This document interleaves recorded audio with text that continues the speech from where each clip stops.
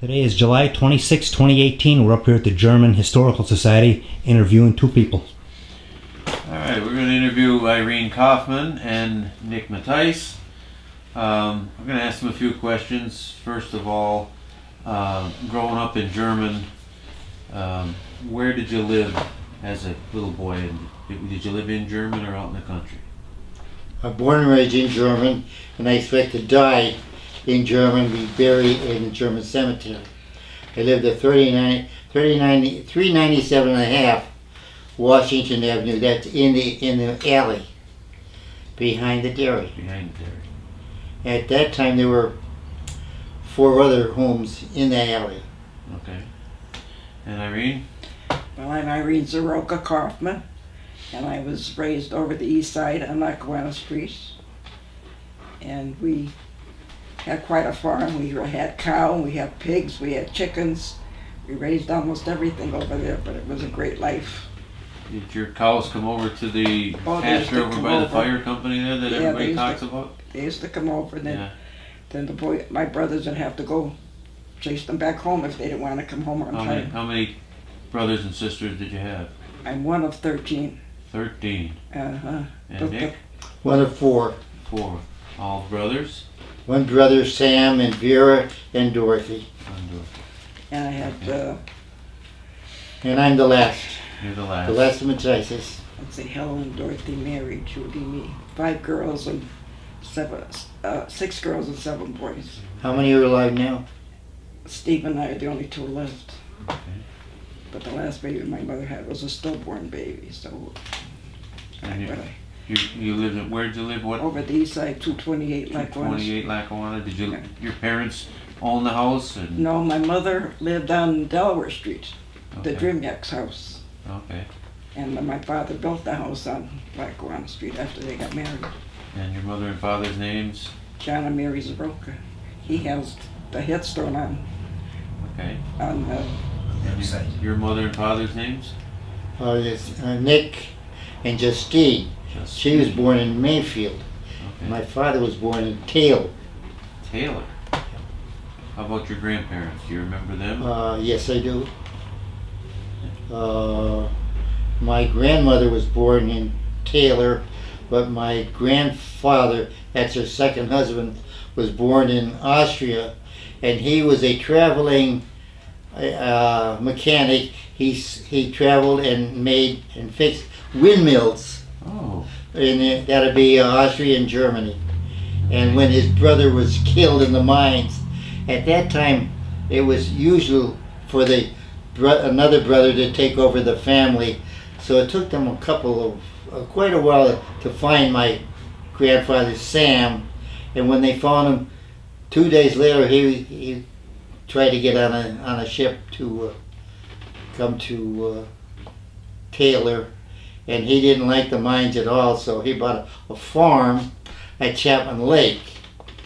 And they used to water the cattle there. And he sold, well, later on, a third of that farm is now our present German high school, or Lakeland High School, and the Scott building. Oh, okay. Yeah. All right. Is that where you got into the dairy business, was because of the farm? Yes, yeah.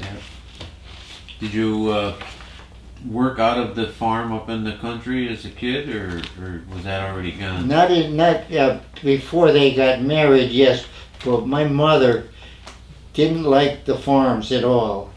She was a maid for a doctor in Carbondale, and how my father got this good-looking woman to marry him, I'm not sure. But they bought this little house in the alley, and they had the milk in the basement of the next door. They had a cold water. So and then he gradually got better and became Mattise brothers. He brought his brother in, so they were 2 boys. And then he had 2 sons, Sam and Nick, and we took over until we were bought out by Abbott's. Abbott's. At that time, I left just before it. And when I was on my own. And I was 40 years old at that time. when you left the dairy? Yeah.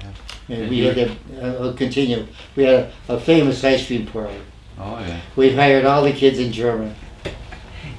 You didn't hire me because I was eating it all the time. You would have lost money if I was working for you. Yeah. But we had They were always eating. Yeah, they had some famous ice cream down. Everybody loved it. We used to go there all the time. Yeah. Do you remember your grandparents?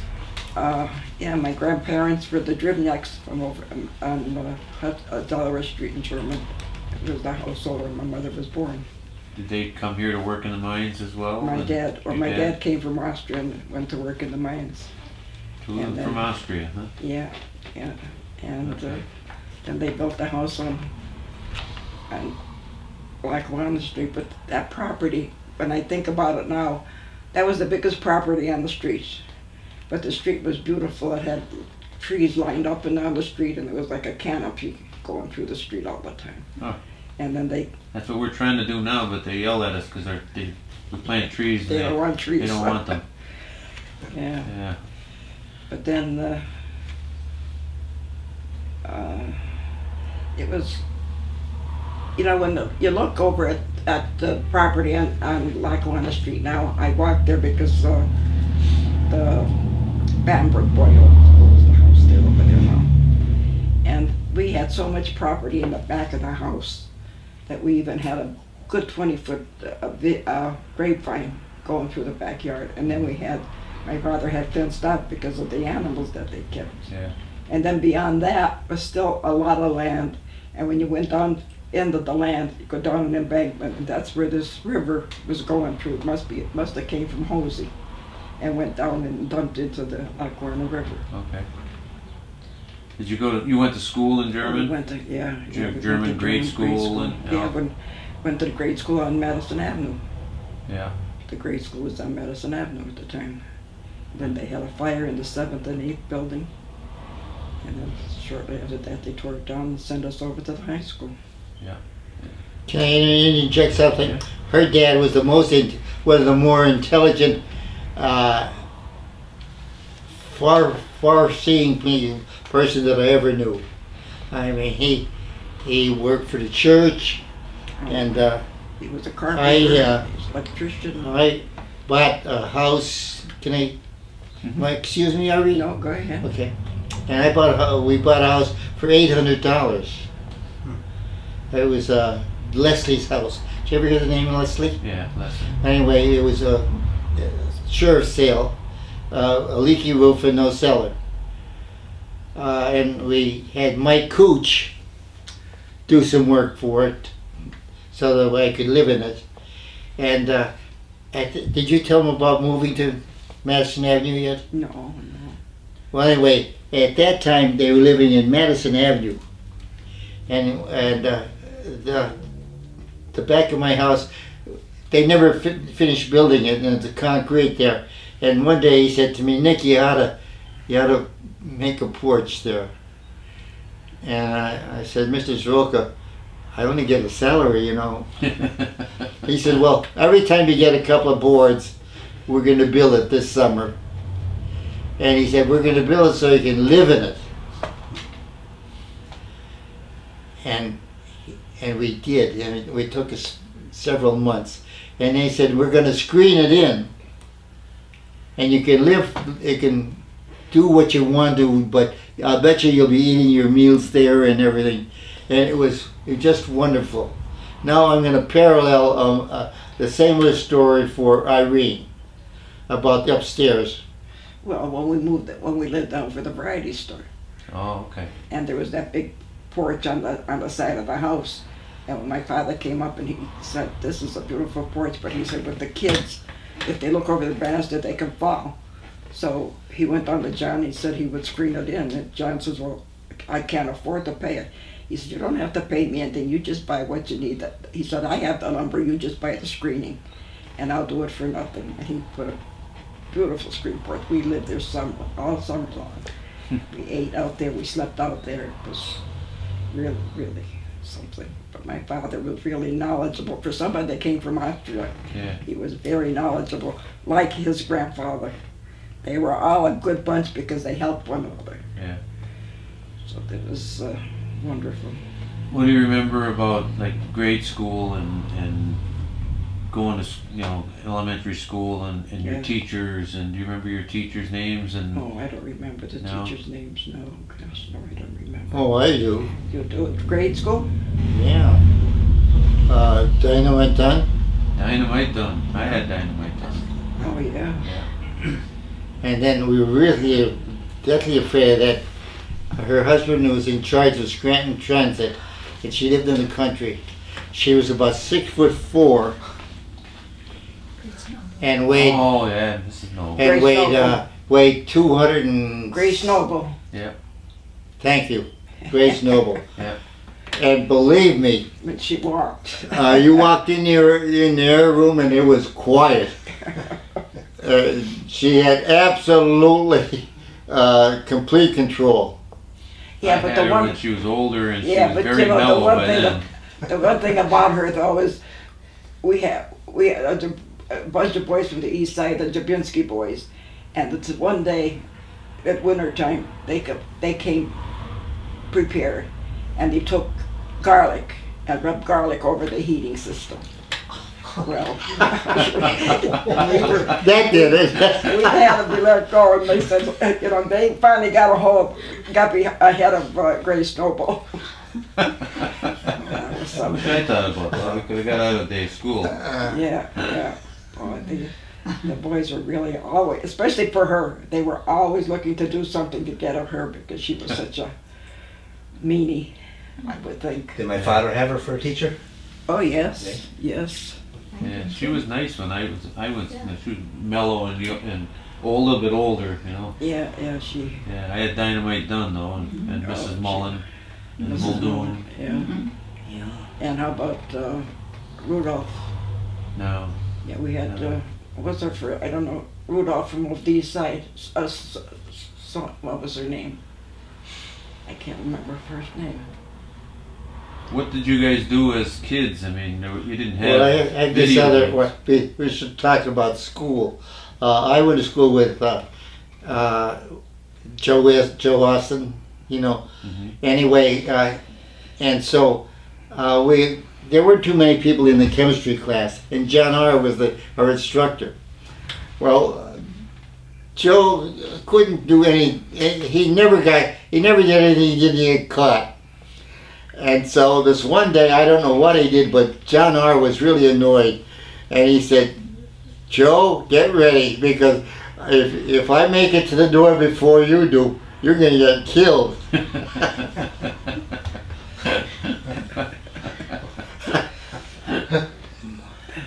As kids, what did you do for enjoyment? And I mean, Well, you didn't have any video games. You didn't No, have TV. You no. didn't have. You played outside.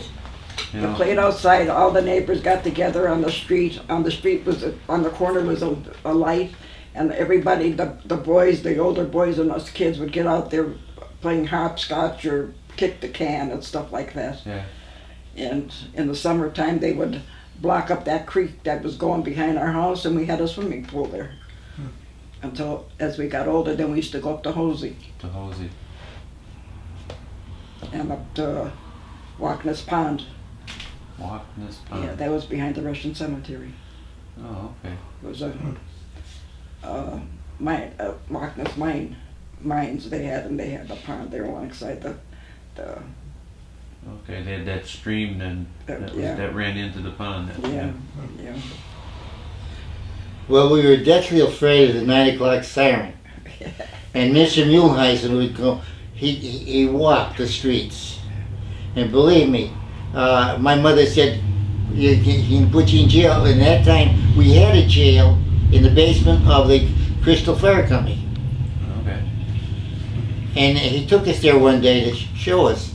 Believe me, it was dark and humid and terrible. But one thing, when that siren blew, the game stopped. You were in front of the house at that time. Could you hear the siren over your side? Oh yeah, yeah. But everything stopped. Yeah, Because- I mean, we were allowed to stay outside and play until 10, Yeah. especially in the summertime, maybe till 10 o'clock, but we were in front of the house playing. Yeah. You weren't going around the streets or anything. But the big features were two things in the summertime. The band concert, which is the bandstand across from the post Down office, here Yeah. on Main Yeah, Street. where Joe. and the American Legion July 4th parade and fireworks. That was they were the biggest of the valley at that time. Of course, the American Legion, that was the dominant force in German. Mr. Regan and all the Allens and so forth had come home from the war and so forth. And then one year, a boy had got his 2 fingers burned off. Yeah. And the next year they couldn't get insurance, so that ended Fireworks. the 4th of July celebration. And I don't think we've had them in town since, except for the centennial. Yeah. That's But, the only uh, one I can remember is the Yeah, right, centennial. And the boy was, he was it was his fault, but it didn't matter. They just could not get insurance. Well, I guess he tried to pick it up. Is that what it was? Yeah, they said he tried to pick up the fireworks that didn't go off and Oh, wow. went off in his hand. Hmm. Yeah. Do you remember your first car? Or Well, that's my first car. your first car? Or Well, do you don't remember forget, car days? I was, now I'm gonna brag a little bit. When I was a senior, there was a publication that they wanted 5,000 of the best men to become naval pilots. We had to be born in 1925, and then they had another one in 26. Well, from this whole region, there were maybe 180, 100, or 200 people took the tests in 25, and only one boy passed. He was a Bloxham boy from Forest City. Oh. That's between Forest City and Wilkes-Barre. Oh. Now the next year, I took the test, and it really was 5 or 6 or 7 interviews, and I had to get letters of recommendation and everything. And when I was growing up, Joe Daly, is that name? From Mayfield? No, Joe Daly from German, Bobby Daly's dad. Big deal, he said. He worked for WPA, and he had sessions at the basement of the Catholic school on Saturday afternoon. And so I used to go up there. In the morning I had to work with my dad, and then he had a saying this: if you're right-handed, you only use your left hand here. Now the public school kids, the Catholic school kids were so far ahead of us because they played there all the time. But he really took care of us and told us what to do and practice at home. So when I had these interviews, I could show them I was ambidextrous and an Eagle Scout. And that was the 2 most important ones that carried me through the interviews. And when I was just before Christmas, I went to Philadelphia, and my final interview, and they inducted me into the Navy. I was already in the Navy, and the only other boy that made it was a boy from Taylor, Walter Pierogi. Of all these 180, and so they wanted 5,500. They figured 500 would get killed. This is just a number. Yeah. 350 did get killed. Hmm. Now, President Bush was one of them. One of the, in my class. Huh. Yeah. So, I played basketball, and I had to go to Clark Summit Tuesdays and Thursdays. to class to be in the Navy. And then 2 days after I got out of graduated, I was gone. They let me graduate. So what was I trying to point out? What your first car your was? first car. Huh? Your first. We were talking about your first My car. car. Oh, okay. Now I'm overseas in Guam, and I didn't need any money. I didn't smoke or drink, and everything else was free. So I had maybe $600, $700 when I got out of the service. That's a lot of money then. Yeah. So I went to Arrigo's. Arrigo's, I know. Yeah. Yep. And I said to Mr. Arrigo, I'd like to buy a car. He laughed. He said, I don't have any for you, Nick. I don't have. So I went up to Hornbeck's. And I said, Mr. Hornbeck, I went to Arrigo's and he refused me. Well, old George said, we just had this car returned. Yeah, maybe yesterday or so forth. And that's the only one I have, but if you want it, you can have it. It was a red 4-door Chevy. I hated it, Irene. I hated it. But I bought it.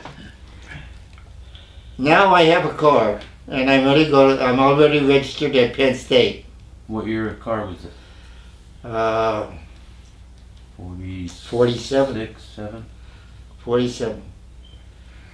Now I'm ready to go to Penn State, and my father said, my brother was a fraternity man, so I was already enrolled in fraternity and so forth. And I was 2 weeks late for the classes. So I said, well, I'll drive. He said, you're not taking that car to Penn State, are you? I said, yeah. He says, no, you better go there and study. So Buddy Bergen, do you remember Buddy Bergen? No. Bergens lived on Madison Avenue. Oh, I remember the Bergens was my brother-in-law's mother-in-law's father. Yeah. Okay, anyway. They lived right across from Lois Fuga. Right. So he said, Buddy will take the day off and drive you to Penn State in your car. And I said, like you never crossed your dad, Mary or Irene. No. So I couldn't cross my dad, even though I had all this in background, Yeah. So at Christmas time, he said, well, maybe you can take it back. But first 3 months, no. But we stopped at the Bloomsburg Fair on the way to Penn State. Oh man. How about you? I didn't have you a didn't car have a until car after I got married. until after you got married? Yeah. Do you remember your parents' cars? Like what type they had? We Or- never had a I'll car. tell you another story. Just before the war started, and that'd be 43, the Reeses, do you know the Reeses? Mhm. Okay. He had a Chrysler dealership in Carbondale, where Rite Aid is now, Okay. across from the hotel. Yeah. I don't know whether he's doing well or whether he was careless, but he probably had a milk bill of around $35, which is a lot of money at that time. Yeah. So he came down one day to either pay the bill or. So he said to my dad, Nick, there's going to be a war, and if you need a car, boy, buy it now. So my dad said, how much? He said, oh, $900. And I owe you 30, so they come to, no tax or anything, there's probably 800 and some dollars.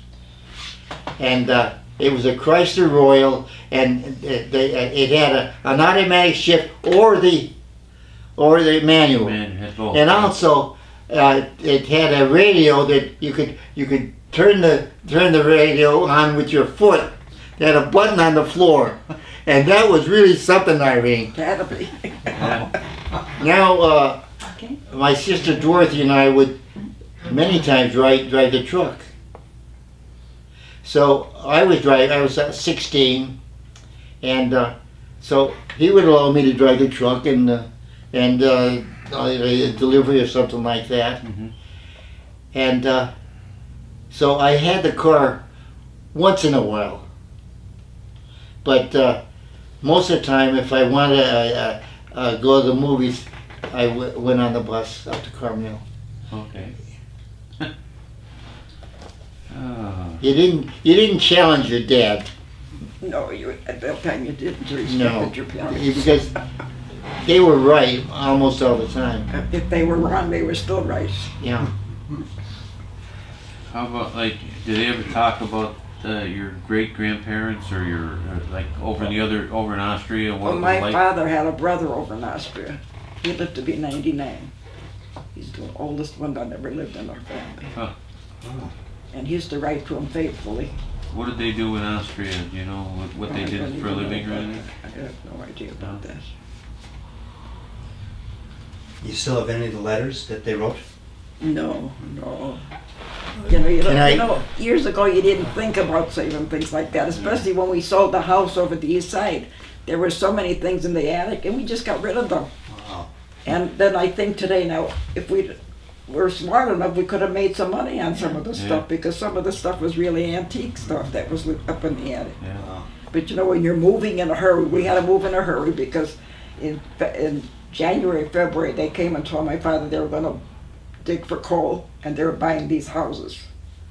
So they bought these houses, not all of them because Hawkins was still there and Getsy's and the other, there's 3 houses left there, but everybody else sold. And they paid my father $4,000 for his house. And then we came in town and bought the one on Madison Avenue for $2,000. Mhm. So I said, you know, when you think of what properties are going for today. Well, over there, when you were a kid, you probably had an outhouse, right? Oh, but we had an indoor house. You had indoor Oh, we and- had indoor. But my father Okay. put an indoor bathroom. You know, we had indoor bathroom. We had both. We had the outdoor, and we still have. But we had the indoor Yeah. bathroom put in. My father see, my father was able to do all Yeah. that stuff, so he was able to do it. They probably all drained into the river back then, right? Yeah. Oh yeah. All Oh, went yeah, out to the everything river. did, yeah. Yeah. Nick, do you remember them talking about like down there where the dairy was? There used to be a farm years and years ago. Did you ever hear stories about that? It used to be the bacon farm. Well, I'm thinking about, I'm old and I have one-track mind, but you're talking about letters. And I'm thinking about the letter Pete Kelly wrote, that's one of the original first aid people. Mhm. He wrote to his future wife, Martha. He was born in Ireland, but migrated to Scotland and was a miner, and then came over here. And the letter is something like this: Martha, I just bought a house on Jefferson Avenue. It's a double family house, and there are a lot of ladies who want to be my cook. Will you marry me? And if you want to marry me, you have to be sure that you come to New York on a Saturday, so I don't lose the day's pay.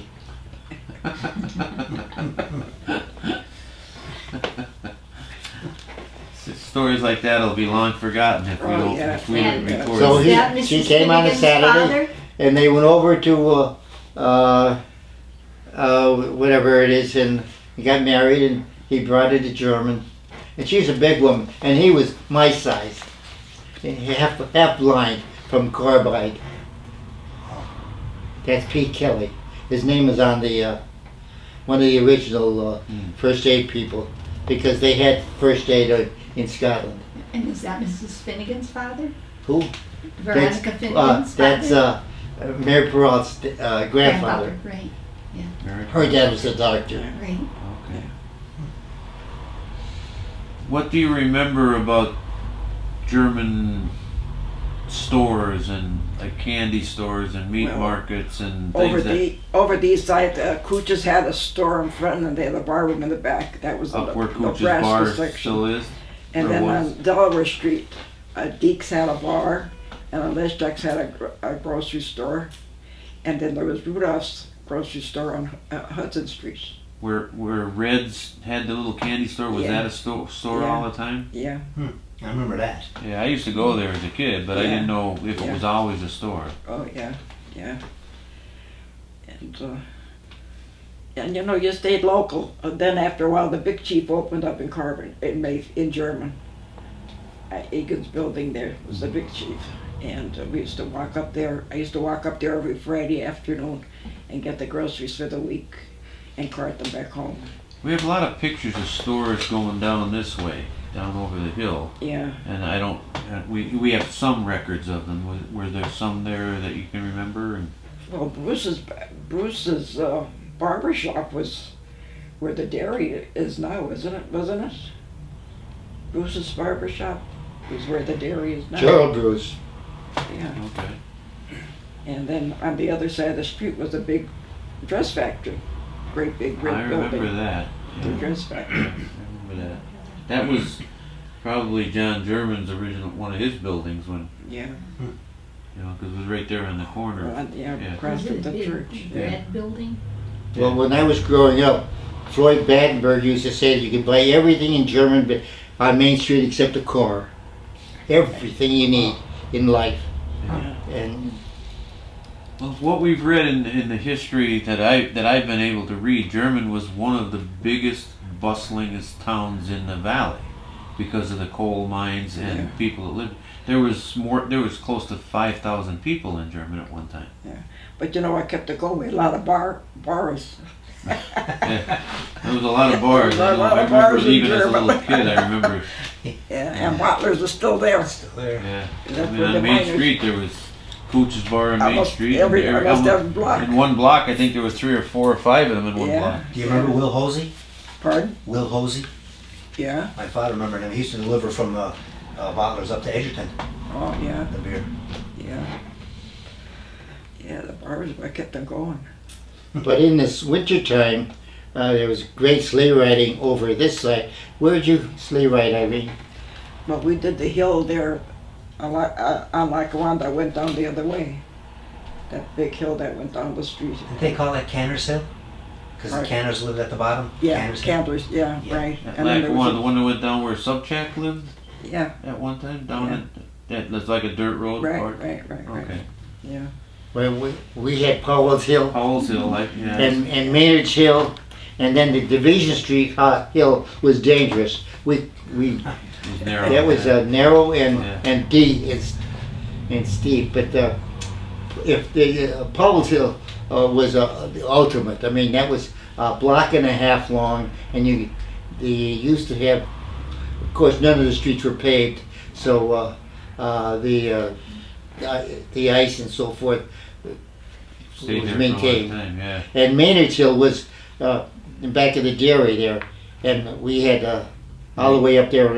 In the alleyway? Yeah, Yeah. That was yeah, Maynard's all the Hill? way down. Okay. Yeah. And we used to get milk cans full of water and sprinkle it. So that make ice. And people that George Dunn was the only one that was a problem. That would be midway up in Washington Avenue there, where Miss Dunn lived. Right. Yeah, he originated the Chapman Lake Telephone Company, Oh, okay. and he was quite a craftsman. And he challenged T.B. Crawford in the bank and lost out. Now T.B. had cows over at Crawford's Field, Okay. and he used to sell milk. And the cows that were, there was a deadline like 5 o'clock or so. Any cows that were stray were put into the pen in back of the Crystal Fire Company. They had a pen there for stray animals, and I don't know whether you had to pay 25 cents to get them out of Irene or something I don't like know. that. I was There over was the a east side, penalty. so I don't know any of that stuff. You had a lot of cows walking stray in the streets? Not too many, No, but no. I know that most of them were up at Crawford's Field. But they would get away and so forth. They tell the story about this man that was supposed to take care of them. And I don't know, everybody gave him like 25 cents a week. But a stray cow or so at let's say supper time, you had to have your cow in. And when they had a pen there in back of the Crystals. Was Crawford's Field about the same size it is now when you were a kid? Oh yeah, because that's where all the fireworks and everything was. Was it a grass field or? Oh no, Was it? but there was a rock? creek there, and we used to dam it, and that was our scudding pond. Yeah, on the left-hand side of the field where the basketball court is, and that where the creek came down through. Yeah. Yeah. And there was water running down there was there. a man next to Floyd Waters's. He worked for Battenberg or for Allen's. I could see him. He was I tall, could tall, skinny guy, but I can't come he up was with the name. it was a marvelous skater. The only one I remember that worked for Allen's was Dunn. There was a Mr. Dunn that worked there when I was a kid. No, this is a. No, this- But anyway, he was Lived a on- marvelous skater. he lived and, on Gibson Street. So we used to do the creek there and flood the field, and it was nothing until the shade tree started working on it. How about Fowler's Field? What was Yeah, that? that was part. Bigger that was than part Crawford's Field? That was part of Crawford's Field, all that territory, right?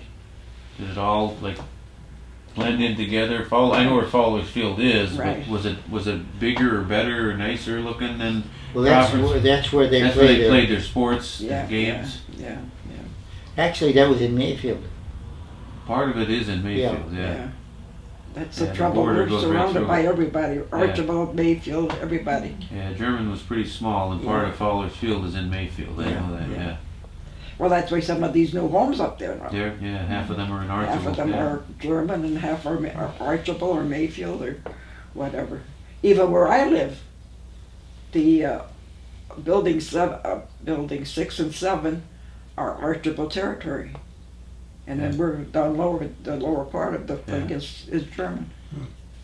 Did you guys travel a lot when you were kids to like go places to visit and go see the Well, country at all? Well, I had sisters in New York and New Jersey, and we used to go out to by bus, go to Jersey a lot.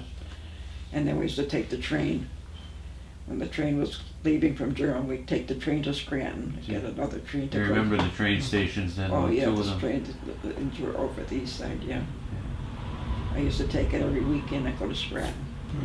And I can remember the day that the fire at the school, and I just got off the train, and I could hear these whistles blowing. I thought, oh my God, what's going on now?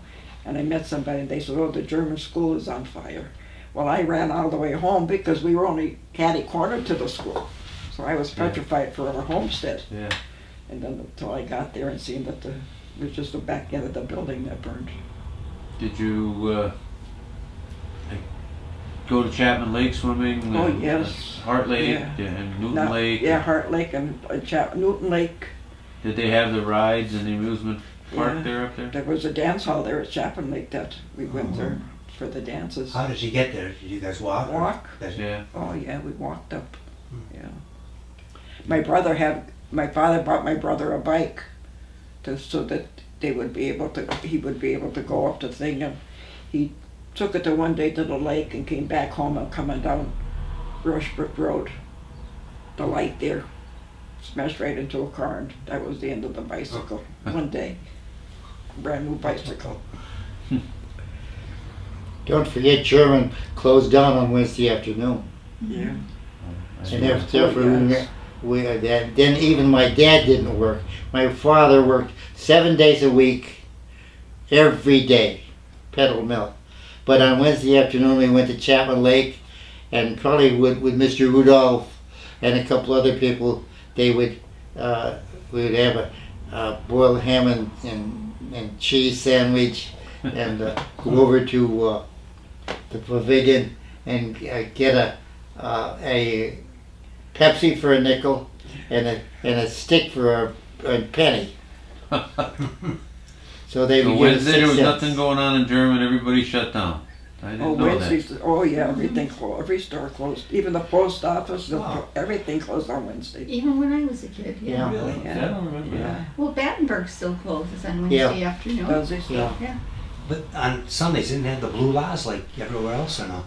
Yeah. Well, there was some kind of laws around about that time. Sunday there was never anything open when I was a kid. I mean, very little. Blue I mean, laws, yeah. Yeah, you got in the car and you went for a ride and you went out in the country and Yeah. you looked Went at away things from and the you towns, yeah. went for an ice cream maybe and come back. That was Yeah. it. right, because everything was closed. Well, that's another thing. But why did they close everything on Wednesday? What was that? I don't know. You know what I kind really of can't tradition say. that was, I really or- don't know what it was all about. Do you, Nick? What? Why was Wednesday a blue law or what? It was an English tradition. Oh. But my father, as I said, worked every day. But at 6 o'clock over the Orthodox Church, they had a 6 o'clock service, reading the Bible and so forth. And I got 15 cents for washing the trucks and washing my father's car, the wheels especially. And so I would go to church with him, and it lasted a half an hour, I mean, and he'd give me the 15 cents. And he dropped me off at St. James Church because Sam Maines had a garage there and he would put the car in the garage. He would never take me up to the movies. Now, 6:30 it started the show. There was the German movies. And he gave me 15 cents, and believe me, if you saw a guy run as fast as I could up to I would only miss a little bit of the serial. The main show would be a cowboy movie, so forth. But 10 cents for the movie, and a nickel for an ice cream cone at Russell's for Mrs. Wistington. And banana was my flavor. Gail Rose Morgan said gave us the same story. I think about having 15 cents. Yes. You got into the movie and then they still had money for ice cream on the way home. Yeah, we had 3 ice cream parlors: Collins, Sam Solomon, which is Jimmy, which is named later on, and Russell's. And of course, in the summertime with the band concert, everybody bought ice cream and just stood around or sat on chairs. And the Crystal Band was they're part of the Crystal Host Company, and Mr. Rowe was the band director. He lived Bacon Street. Yeah. Bacon Street, yeah. where I don't know who lives in that house. Fred Jones lived.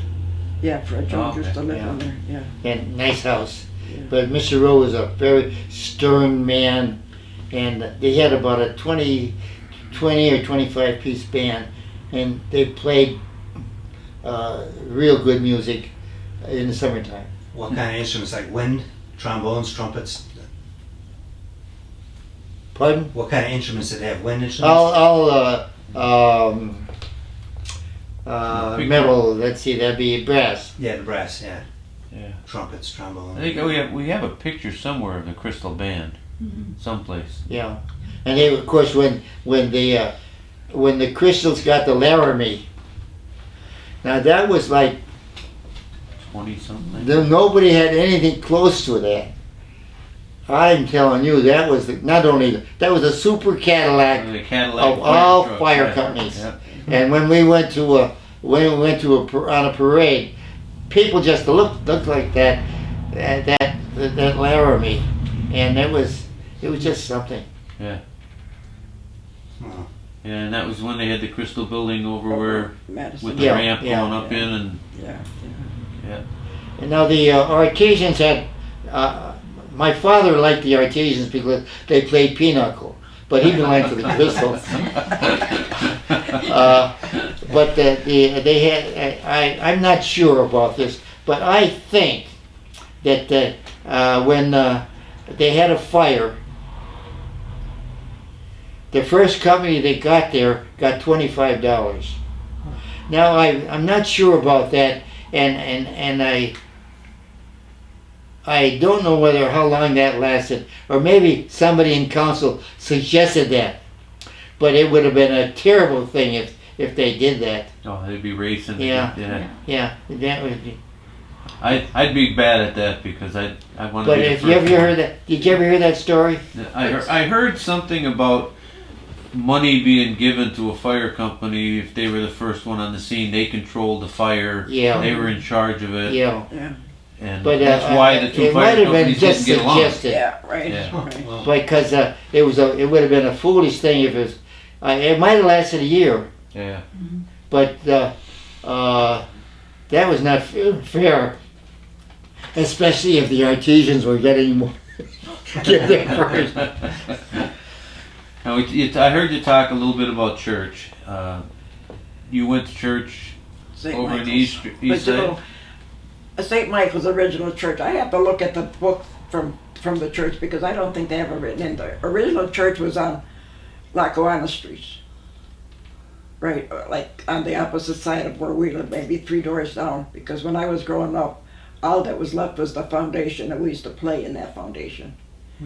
And the fire burned, and then they built the church on Hudson Street. Okay. wasn't my grandfather, Michael Kecklock, the president or treasurer of it? Treasurer. Oh yeah, they were involved in Oh it. yeah, they were the big wheels of the church. Really? Yeah. My father was janitor. And we lived on the main. We moved up to German to Madison Avenue, and my dad used to walk over every morning at 6 o'clock to ring that bell. Wow. And he was a janitor in the Yeah. winter and summer. And you went to the Catholic Church and Russian No, Church? You went to I- the St. Michael's too? You didn't do I, anything with the Catholic? I was surrounded by Catholics, Yeah. so I went to the Catholic Boy Scout troop, and was the 3rd Eagle Scout ever in Germany. Third Wow. Eagle Scout ever. Yeah, Wow. 3rd. Who were the first two? One was the name of Jack Meehan. We call him Slug. The other one was Bobby Weekend, who was probably the most brilliant person I ever knew. Huh. He was bigger, stronger, handsomer, and strong. And Weekend, that would be Mary Golden's yeah, Mary Golden's uncle. uncle. Okay. Yeah. And how many kids were in the Boy Scouts back then? Was there a lot of kids? Around 75. Wow. Today you're lucky if you get Yeah. 15. A lot of kids involved in the church too. I mean, you had youth, Oh yeah. youth Well, that was groups in really. the church. You were raised in the church. Yeah, that's Yeah. you know that's what's wrong with the country the way it is. now. Right today. Right. Well, Wimpy Morgan was the scoutmaster for the Methodist Church, and I liked him better because they had a fun troop. Ours was like military, Okay. but they had a big banquet in Scout Week, which is the first week in February at the Methodist Church, and that was a big sellout. I mean, you had to get my dad and I, father and son banquet, Mhm. and after that, they had a board review for me to see whether I could pass to become an Eagle Scout, and Fred Winters, I think his name is Fred Winters, or No. Wow. he lived He was right next to. He was in our church, from our church. Oh, And he was a very stern Oh, man. yeah. I know who And, you mean. I can't think of the name. And he scared he scared the devil out of me anyway. And they had a couple other people, interviewing me. And they asked me what my favorite merit badge was. I said bird study. Well, one of the men said, "Can birds fly backwards?" Hummingbird can. I don't know. And I thought to myself, That's true. "Gee, I don't know." I said, "They might be, but I never saw one." And one of them burst out laughing. He said, "Did you ever see a hummingbird? The only bird that can fly backwards." Well, now I thought I flunked. But that was a trick question, you know. And I'm sure they were going to pass me anyway. Because, boy, when I got out of there, I felt like I was $2 million worth better. Well, we had a fun troop too. We had Terry Williams in our troop. Uh-huh. Oh, Terry. But you had, I liked Wimpy Morecambe. You know, he's really a regular guy. Well, just for the record, Nick was my scoutmaster when I was in the Boy Scouts. And my father was involved. He was a scoutmaster, and I can remember sleeping in the back of a 64 Pontiac station wagon while the rest of the older kids that were in the Scouts camped, and I had to sleep in the station wagon because I was too young to be a scout. Yeah. But I went with them. And then I think Tom Usher and Don Stevens took over after that. Right, yeah. Real good friends. Yeah. Boy, they can I talk about them? Yeah. They had a great relationship. And they used to go on vacations together. And they both had motorcycles. So they'd say they'd go to they'd go to a restaurant and stay overnight. And they'd say to the girls, we're going to meet you 320 miles here on the fork of the road at 4 o'clock. So that would be, what was your name from Mayfield? Tommy's wife. Oh, Ollie. Usher. Ollie. Yeah. Ollie and Betty would drive the van, and they would get on their motorcycles and tear around the country and meet them. And I thought to myself, boy, it's got to be a great relationship, and more power to them. You know, of course I working every day, and I couldn't have stuff like that. Another thing. The following year, I went to Penn State. The following summer, I'm going to take off. A bunch of guys who were still on the 5220, 5270. You know, 52 weeks, you get $70 a month or something like that. And we had a VFW in town at one time. Anyway, they bought this old touring car. I don't know, was it a Hummerbill or what? There was a open, no top. I don't know. Anyway, they wanted me to go with them just for 2 or 3 weeks. Boy, did I want to go. But my father said, no, you're going to go back to Penn State. So I went the year round at Penn State to sort of recoup my years. But then when I got out of the service, they said to me, are you going to buy an airplane?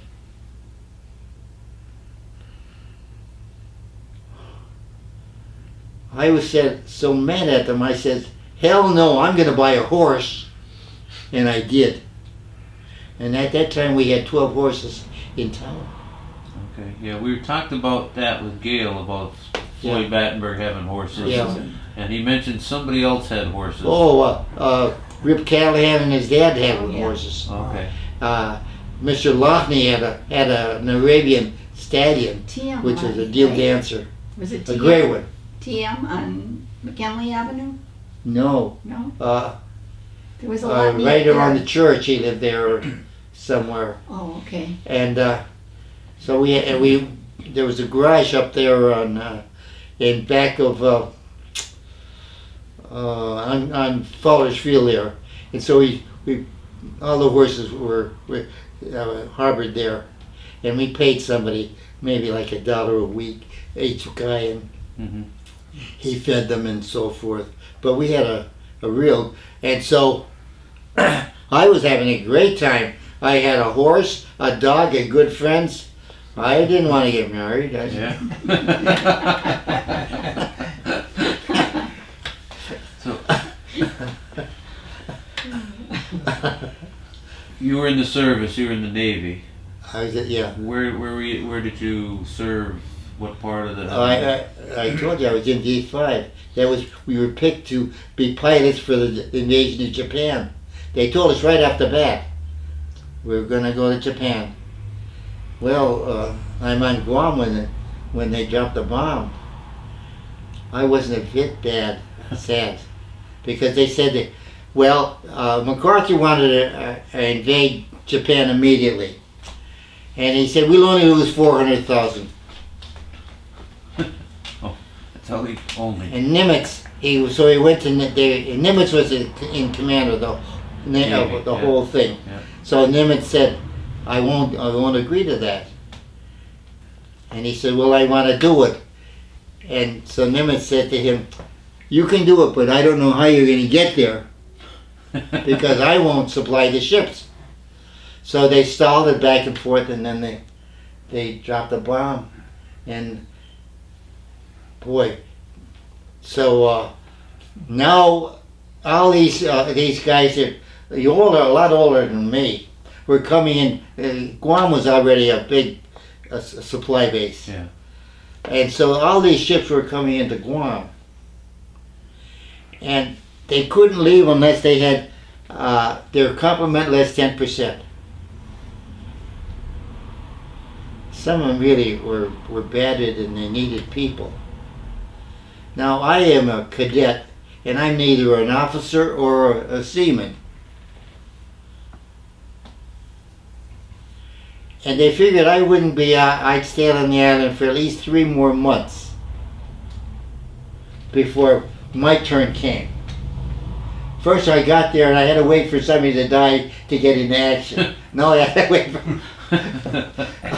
Anyway, I heard that you could do certain things, and one is I renounced being a cadet. I just want to be an ordinary seaman.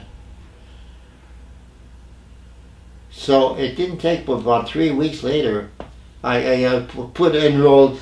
Did I take any ship they needed a seaman to fill in? So they were coming in, and they're carriers, destroyers, and all this other thing. I got an LST, which went 10 miles an hour. An exciting year. God help us. Navy. So I get on the ship,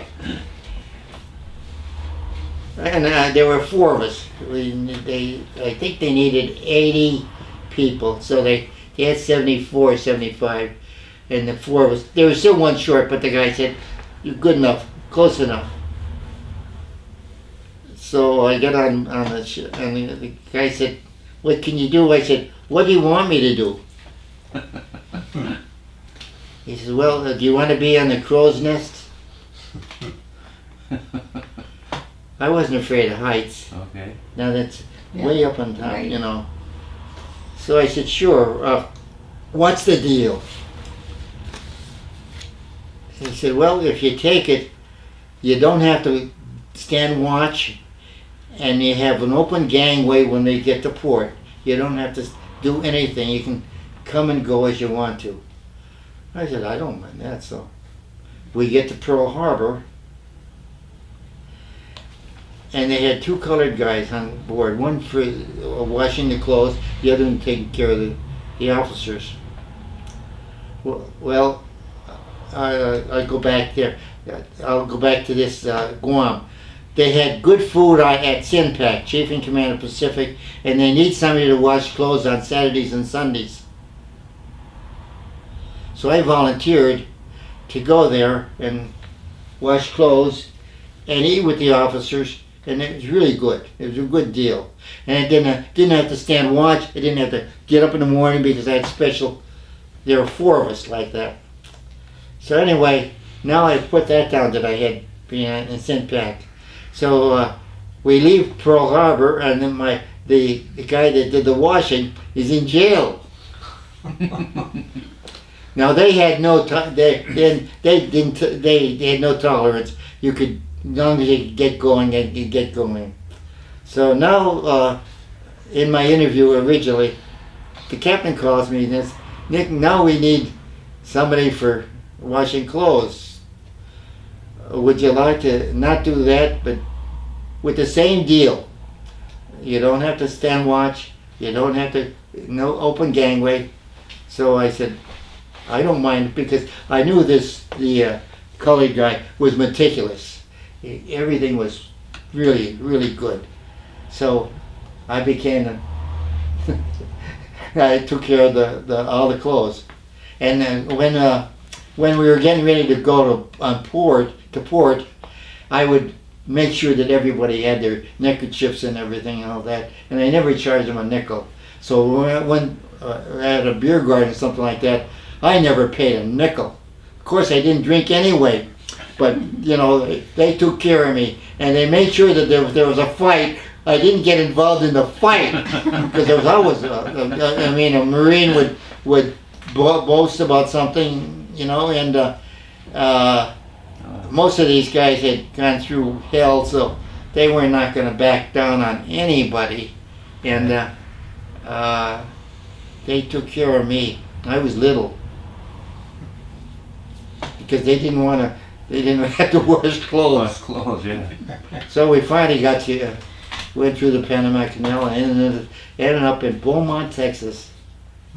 And we had been there about 2 weeks, and I said to the captain, we're not doing anything, we're just waiting for the people, the city to take use it as an armory.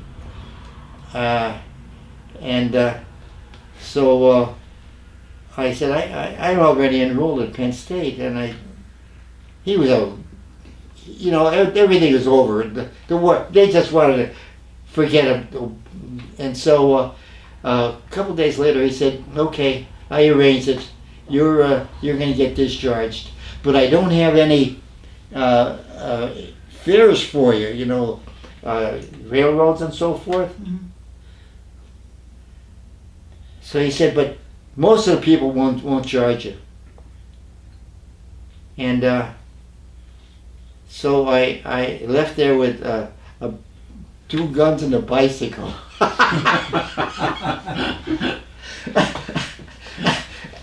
And I get to Scranton, and I put them on the side and went to the bathroom, and when I came back there was only 1 gun left.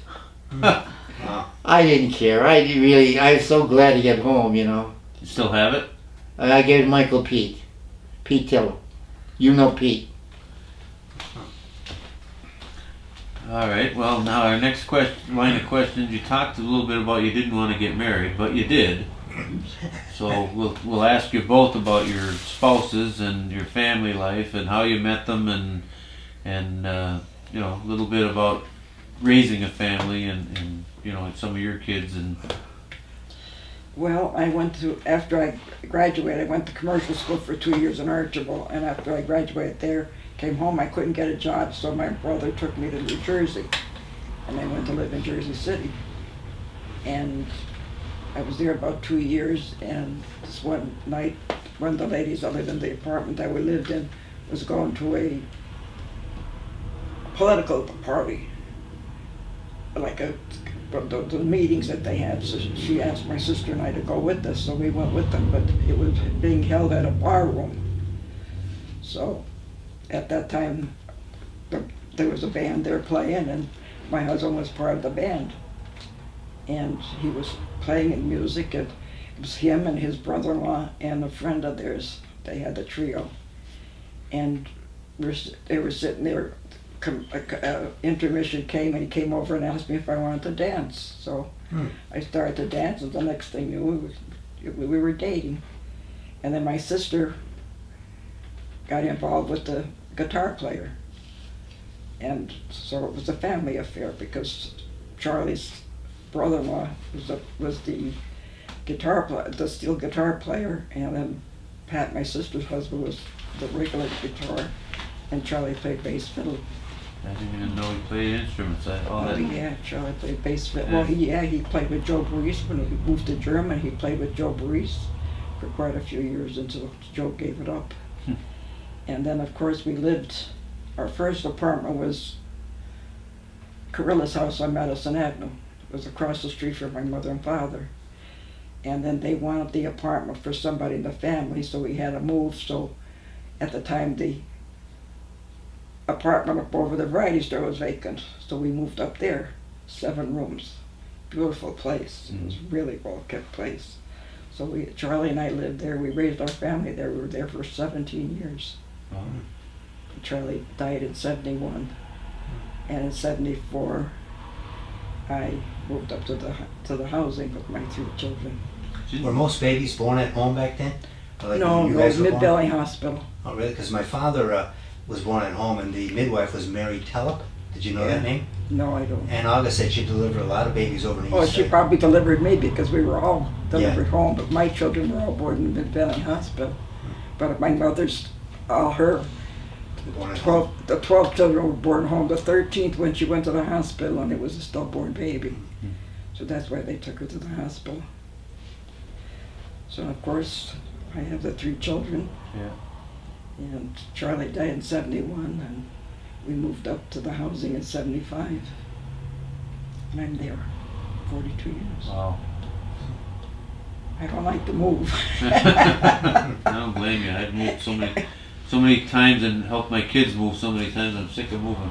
Yeah. That's why I told my wife wants to move to Virginia, and I said, you might be going by yourself. I'd love to go to Virginia, but I'm not to moving live again. Now for you. Well, I used to see Dorothy Ann going on her bicycle over to Dick Marion's. And what was And her her maiden uncles. name? Pardon? What was her maiden name? Dorothy Ann Walker. Walker. Mrs. Her Walker dad was right my in front of scoutmaster, Yeah. Jerry, a man of few words, who was a boilermaker at O&W. So she should have gone to St. Rose, but most of her class did.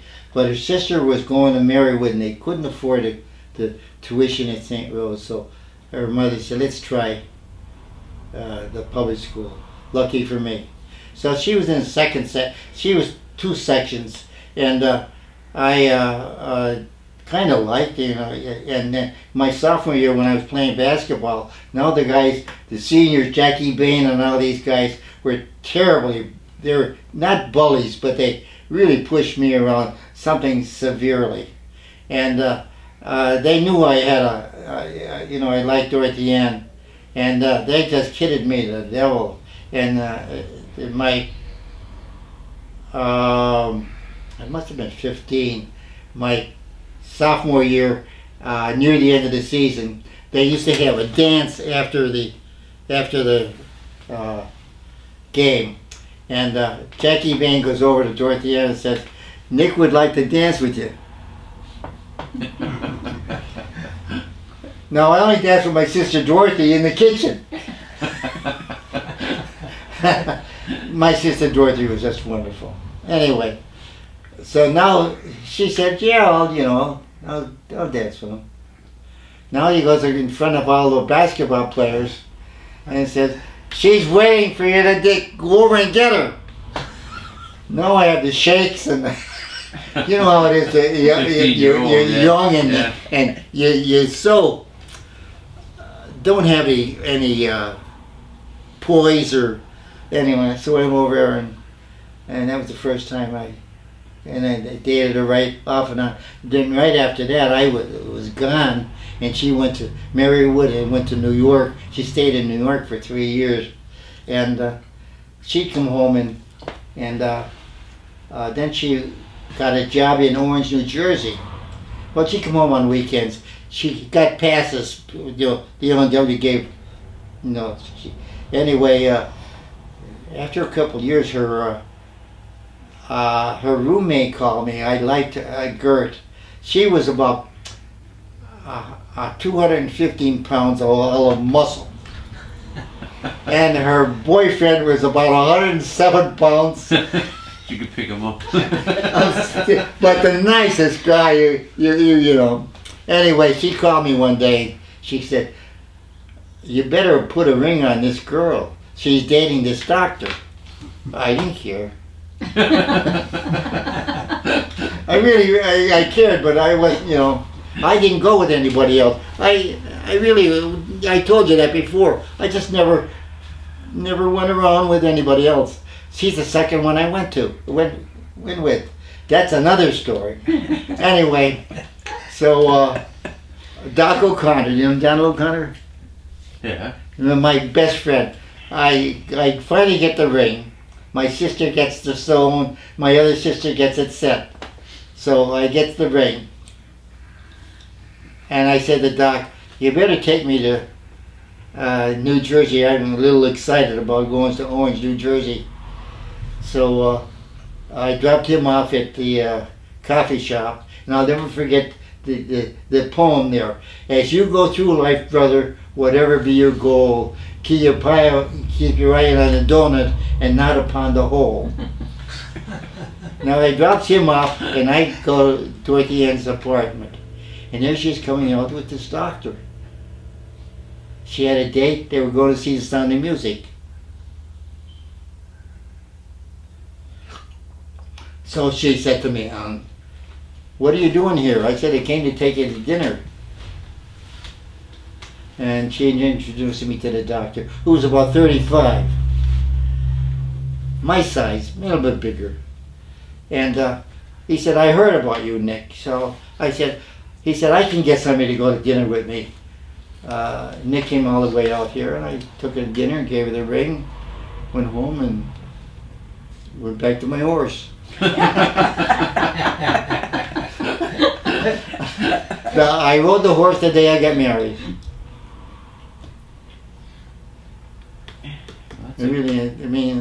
That's a heck of a story. Yeah. Yeah.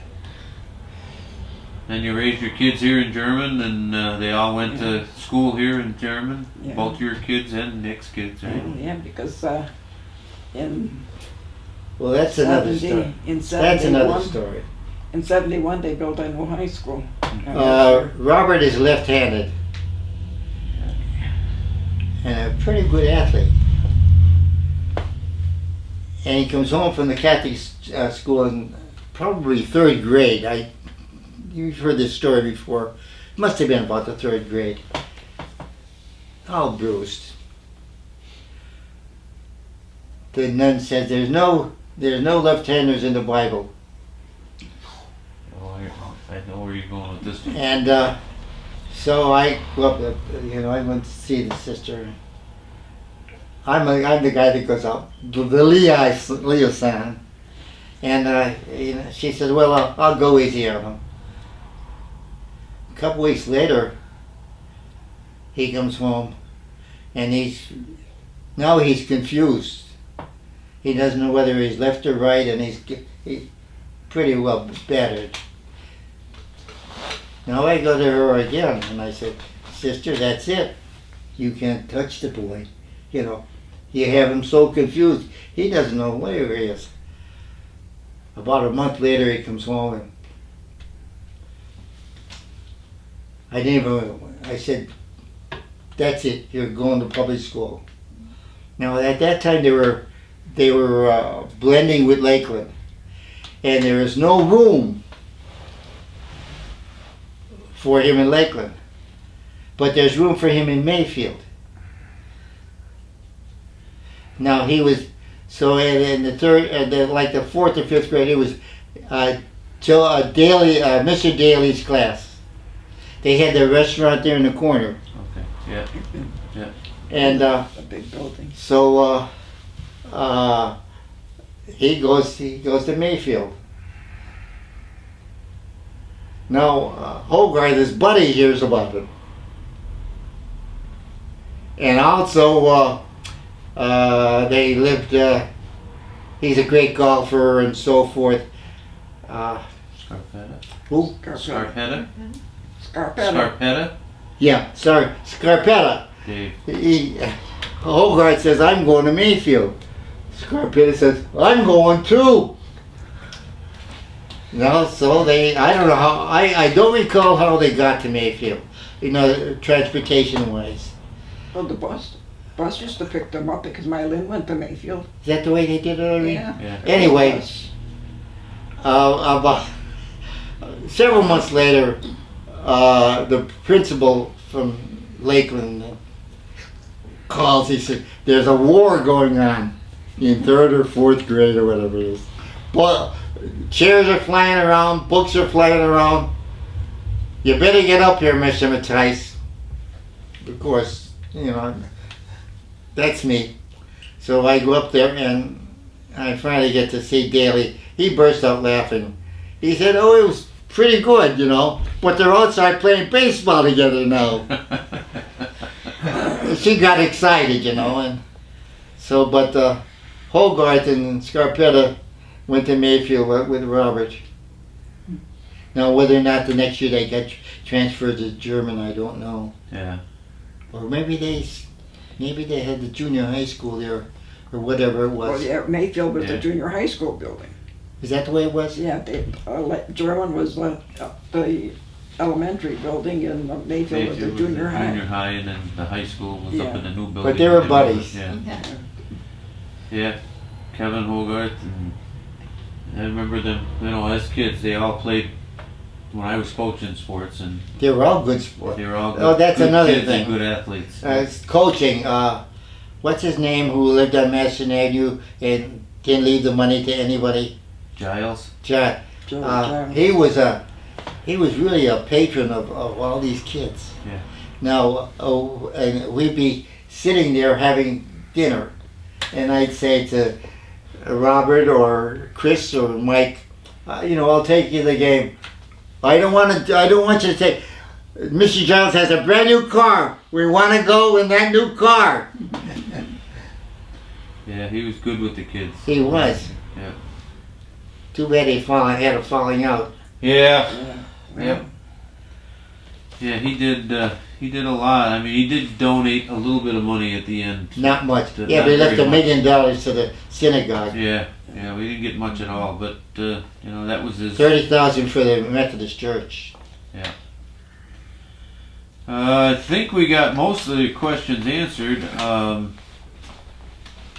Brandon, I have a list of little things. There wasn't much about politics. We didn't ask anything about politics. nothing How happened. about accidents, like mining accidents, I don't have my glasses. train wrecks? Oh, my father There you was go. Because Bruce has My some. father's in a mine accident. You was? got in some Germany, stories for us? They brought him home, and at the time there was 9 no o'clock ambulance. siren. All that. What was that? Stores Wednesday closed. We talked about that. Concert in the Crystal Band. We talked about that. And the Legion picnic, 4th of July picnic. Yeah. Bruce, she was talking about her Crawford's father. Field. Her father was Mule in. Barn.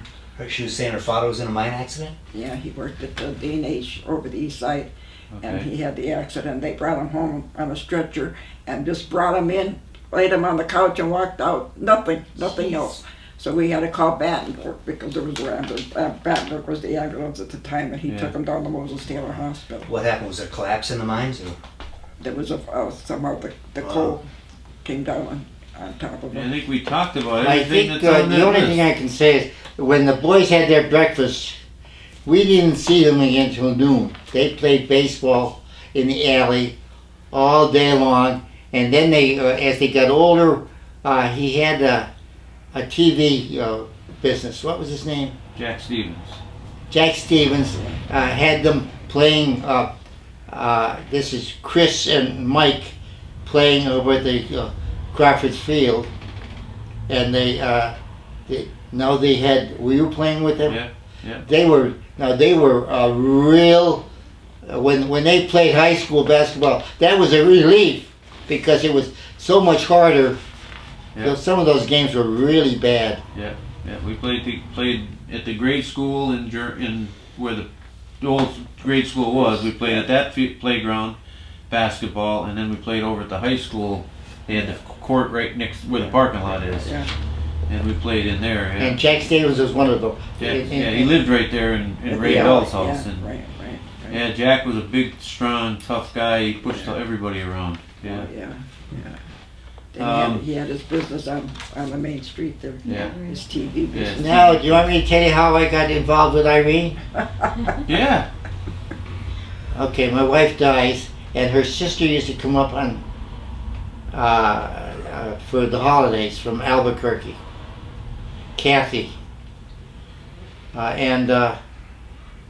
this So was 6 years later, though. This was Oh, right yes, after during yeah. the end. And Jimmy McCarthy was a good friend of mine, only because he was such a good person. I mean, we used to meet at 9 o'clock and run. When he got cancer of the throat, and I used to visit him. And what's his wife's name? Carol? Carol? Carol. I'm old and I can't remember. She said he can't swallow. So I said, Oh, Carol. I'll make soup for him and you'll put in and I started making soup for him, and pretty soon I started making soup for 7 other people. Now I was already married, and But you were delivering Meals on Meals when I met you. yeah. It was nothing but the soup.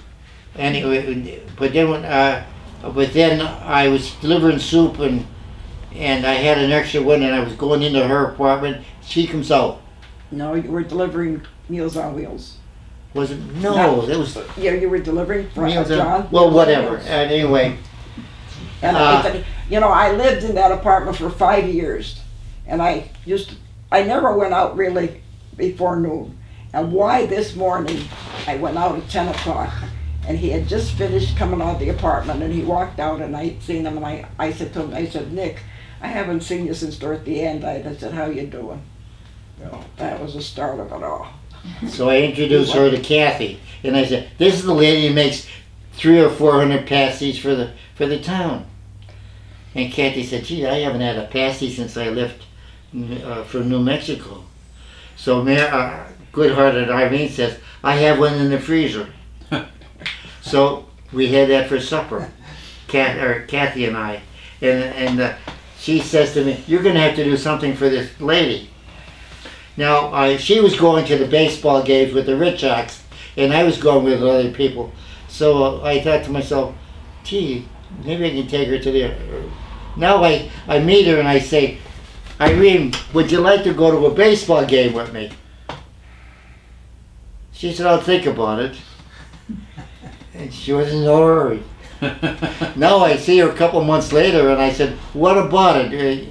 Oh, wait a minute, you got this story all wrong. Go ahead. How about, I used to be out on Monday mornings hanging clothes on the line, and you would be delivering your meals to John. And we would meet by the clothesline and talk, and you'd give me a hug. And leave. And this went on for till January, and then finally in January he asked me to go out. We went up to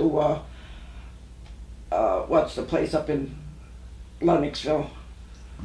Oh, Bingham's? Bigham's. That's where we went on our first date, was the Bigham's. And then I took her to the one in what's the name of the one in Einen, What? the little restaurant. Pete and Reenie's? Pete Rainey's? Oh yeah, Pete and Reedy's. Pete and Reenie's. And so I said to Jimmy Pigeon and Basil Tillip, I'm going to take Irene out. I'm going to take her to Pete and Reenie's for lunch. So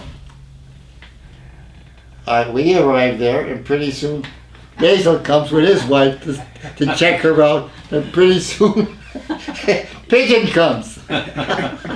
I don't remember what she said, but what she really meant was, are you going to interrogate me?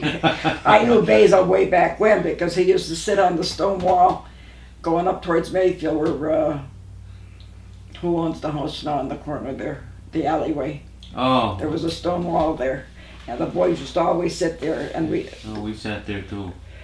And we used to walk up to Mayfield past these guys by, and Basil was always one of the guys that was on there. How's Basil doing? Good, Is good. he doing good? Yeah. Well, anyway, so His wife isn't. I said to her, you have to ask your kids, and I'm going to ask my children, whether or not I can take her out. And my kids, I said, if anybody doesn't want it, the deal is off. My boys, I said, oh boy, go for it, And so now I have to have the Richocks, because they're the ones that taken her to the baseball games. So that's how it started. It's been a blessing 11 for the years. both of us. 11 Yeah. years I already? mean, 11 years already. Well, it's good to have companionship. Yeah. Oh, yeah. It's just the fact that we have our meals together. And, you know, and then a couple of hours, you know, we sit and watch TV and Yeah. nothing. Nice. We used to go out more years when we were able to, but now we can't go as much, so we stay home more. And you make a nice Nice coming couple. to, Yeah. Um, You coming make a to nice a- couple. Oh, yeah, we're comfortable with each happens. other. Has German changed a lot since you were young? And now this age, have you seen a real lot of change?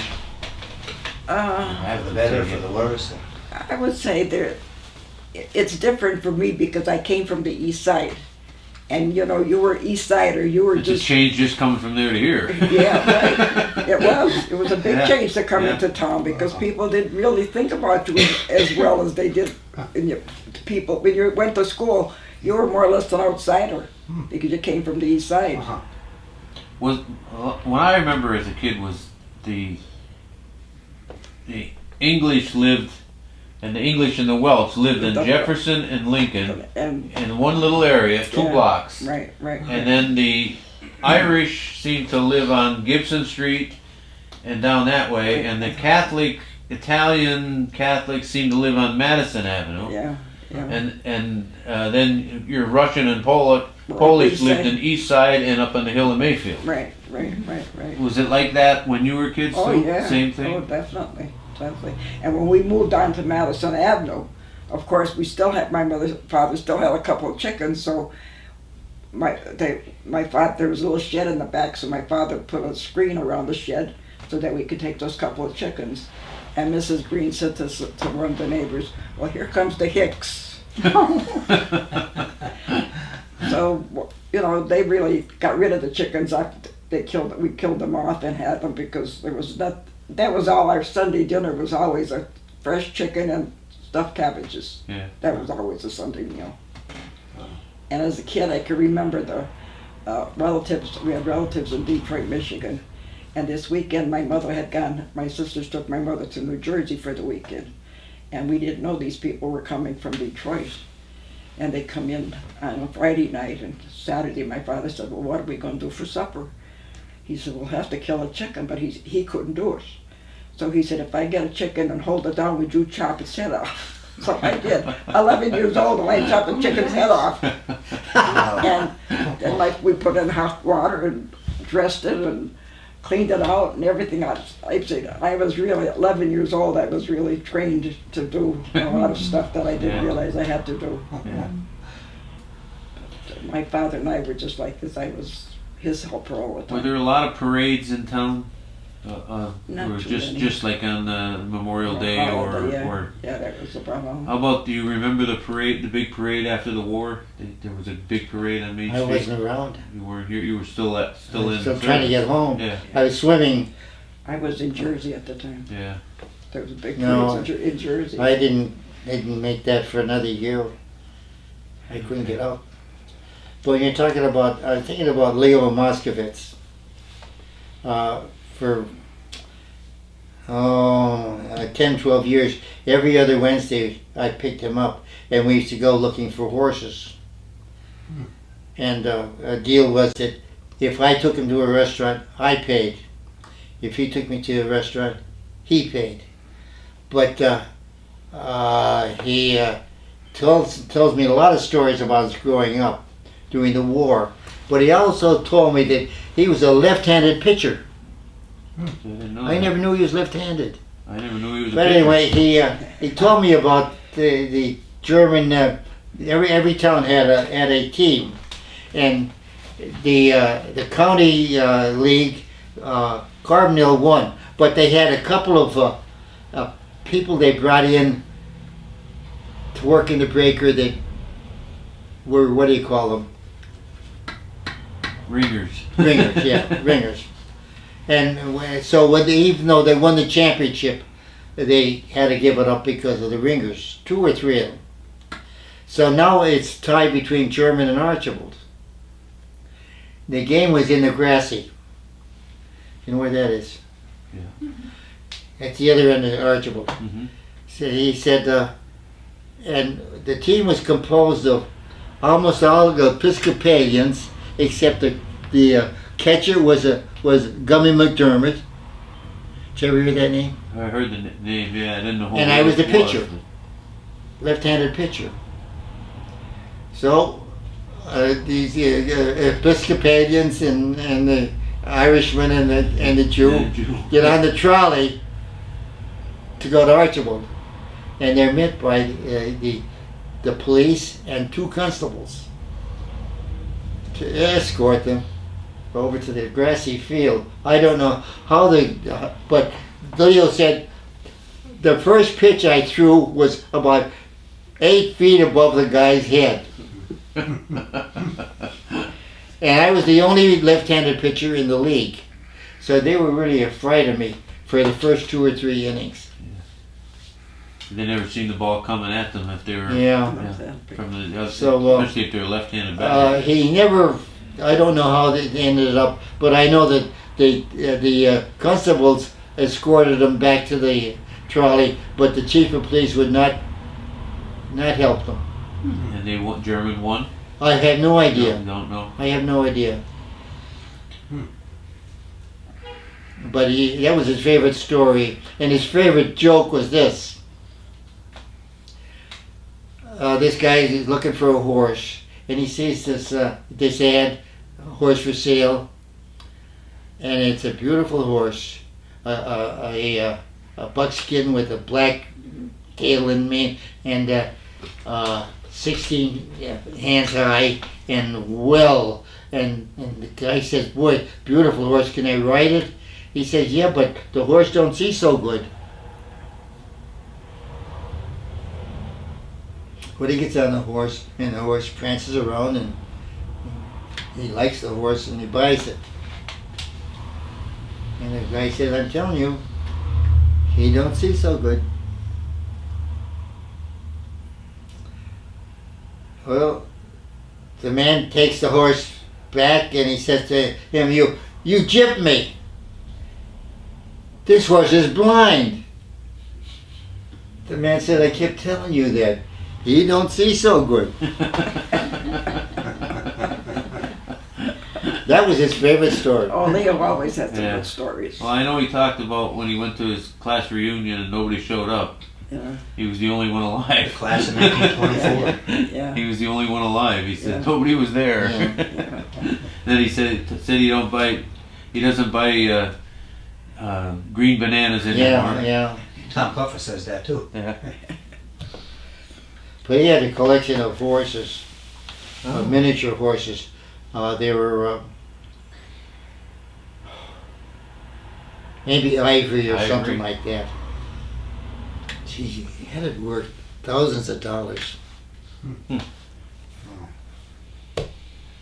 And I used to look at them, and say, "Would you like them?" I said, "I can't afford to even look at them." So I don't know what happened to them, but he must have had 25 or so. Wow. And they were all, really beautiful. Oh, Yeah. man. Well, Yeah. Mr. Mattise, I think it's time to go home. What time is it? 9:10. Oh my golly, the siren's gonna ring. It already did. We did thank not- you again. You said you went to commercial school in Archibald? St. Thomas. Yeah, what year was that? 45 and 46. My mother went then too, Eleanor Nicholson. Oh yeah. Yeah. Yeah. My father Yeah. went there before he My went Aunt to Mary, service. Mary Cummings, did you know her? From Archibald, Mary Cummings? She went to that school. Well, maybe I did at the time, but right now I can't.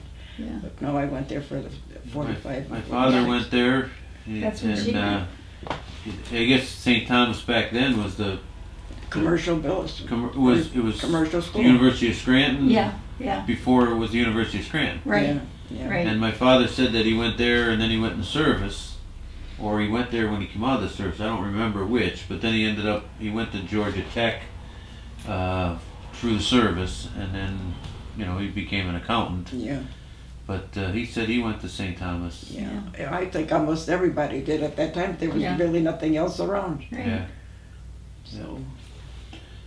Were the trolleys still running when you were kids, or were they gone already? No, they were gone. Trolleys, No. the trolley tracks were there, but the trolleys were gone. Oh yes, yeah, they were still there Yeah. when I was a kid. and it's a brick road.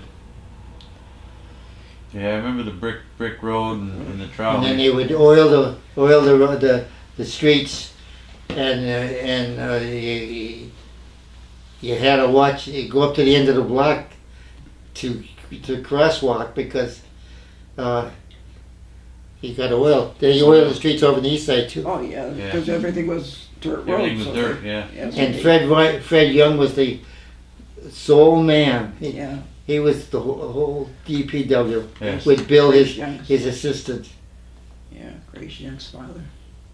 Do you remember a lot of storms, snowstorms, any? No, you know, Do you remember the flood? Yeah, well, but that didn't bother us. Yeah. the flood, I lived over the east side. 42, the flood of 42? Yeah, and the between the two railroad tracks, you couldn't get over. Yeah. We were marooned on the east side Yeah, for 'cause about there a was no week. way to get over. There was yeah. no way yeah. to get back over to town. Wow. Yeah. Well, there was a flood in '55, I think, and Yeah. a flood in Right '42. before I was born. 42 would be the thing because 42 was the big one. Hmm. That was when Holmesdale got flooded and all of that. I remember Oh yeah, that. that was 55. Yeah, that I can remember. Mayfield was flooded. Yeah. Yeah. Well, I don't have any questions. You guys have any questions or anything else you'd like to add? No, no. Probably 1,000 more stories. Oh, well, Time to hey, go you can home. come back anytime. Yeah. We're here every Thursday. Thank you very much. You're Got a here. lot, learned a lot tonight. I appreciate it. Or come to our meetings on Yeah, first you're Sunday welcome of to the come month. and sit down on first Sunday of the month at 7 o'clock. We have a meeting and we talk about history and try to get more history so we can. If you have any pictures, we photograph your pictures and then scan them, put them into files, and put them into our book so that even if you had family pictures you want to preserve that might get thrown away down the road, they'll always be available. That's what happened to me though when I was moving from one building to another at the housing, and I had this album of all old pictures of when I was a kid, and somehow or other got lost, and Aw. Yeah. I just don't have it anymore. I have a lot of pictures of my family from my grandmother. My grandmother passed them on to my Aunt Margaret, and then my Aunt Margaret passed them on to Yeah, well, you my had cousin Barbara. Barbara and me. Yeah. But I got a lot of them, but some of them I'm sitting there going, I don't know who they are. No, right. So- See, they didn't write anything on the back of it. Yeah, so I mean, I could don't bring know. them in and maybe somebody else would know who they are. Yeah, So that's what I yeah. said. I'm going to bring them in and take pictures of them, and Right. and maybe see. somebody, like Would Donna recognize- Stackle or somebody Yeah, that knew my yeah. family would Oh, say, yeah. "Oh, I know, I remember who Yeah, that was," Right, right. because she had pictures of all the Tuckers because my grandmother was a Tucker. Tucker, yeah, right. So, well, we appreciate it. Yeah. Thank you for Thank coming. you You very got your much. glasses back. I So, enjoyed it very much. Thank you. and if you have anything you want to let us know about, we can Yeah. come over here some night and do it again. If you think of stories or write them down or whatever you want to do. And like I said, if you have any pictures that you would like, pictures of parades, You have pictures of that graduation diploma that you'll have to bring over, we can Kelly. take a picture of that and put it up on the Well, wall. I never told you about the fact that I was a Boy Scout guide at the World's Fair in 1940. No. Oh, wow. They had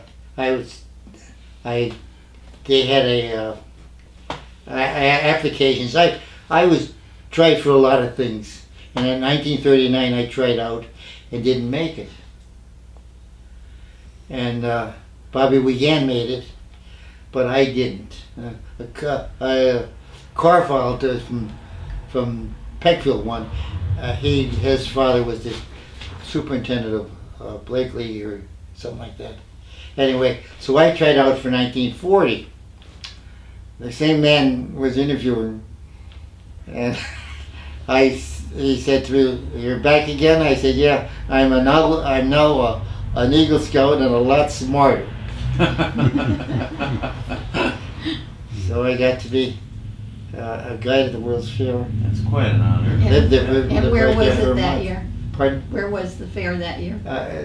Flushing Meadows, Okay. and it was for 2 years. Was that the fair where they had the big globe? That was. Yep. Yeah. Yep. Okay. And that's where Kate Smith introduced God Bless America. Okay. Yeah, I remember that story. Yeah. Yeah. I happened to be. Written I'm by not sure whether I was there that day, written but by Irving Berlin, was it? Yeah, Yeah. but you know what I say today? They don't sing the first section, first verse of it, and It's that's the best most part. beautiful Yeah. part of the song. Yeah. Is the first Yeah. verse. They only go to God Bless America, and Yeah. that's it. Well, then in the Boy Scouts, the girls or the Cub Scouts, I used to cheat. I used to go to Archibald. There was a craftsman down there by the name of Kecklock, who really had the best racers in the whole valley, and I knew that. So I saw Jane one time, and he remembers my going down there with Michael won the sweepstakes down at the mall, but it wasn't for his dad. He used to machine the wheels. axles, and oh man, I won- really a slick I won several operation. years too. yeah. Yeah. Well, I wasn't a Cub Scout. I don't remember the Cub Scouts when we were. They had a You know. pine tree derby. No, I never had that. I don't remember Cub Scout troop until Boy Scouts. That's Yeah. all My I son remember. was in the Cub Scouts. Well, they had. I was. My kids were in that. Yes, My yes. brother joined, and they said, "Oh no, not another Kecklock. He's going to be winning." But it's I found out that if you want to do something well, go to the best person that you know, and listen. And that's what I did with your dad.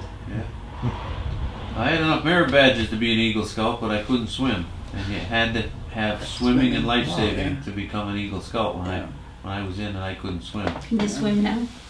Was there a man by the name of Chester Galinsky? I don't remember. He was brutal. I don't He was remember. brutal. But Yeah. I used to go to He- Camp Edward, and I'd go right in. If you couldn't do it, right you to the couldn't do bottom. it. Yeah. He'd flood you. Yeah, I couldn't swim. Well, that's how I got to be afraid of water, because when we went up to Walkman's Dam up there with my brother, and I went into the water, and they pushed me under, and that scared That's me. and I scary. Yeah. never went back into the water again. You guys were around in the 20s, 30s. Do you remember stories about the town before, like the history of like Indians and Or Civil War veterans you that know, might have been Civil War alive. veterans coming back or anything? Oh, do you ever hear parents talking about stuff like that? Uh-uh. No. But see, the thing is with us on the east side, we didn't get involved. We were not invited to get involved in anything in town. No, it was strictly. Didn't you even go to the Wednesday night concerts? No. The band concerts? Uh-uh. Boy, they were really I know they something. were a thing, but. The Crystal Band, Yeah. that was the premier band of the valley. Mr. Rowe. Well, Wednesdays must have been a hot time in the old town. Huh? They must have went home and Nobody take a worked in nap the and get afternoon. ready. Everybody took a nap in the afternoon so they could They stay went out all that night. Well, let's go, Nick. Okay, Well, well, I thank you appreciate again very it. much. Thank you for coming.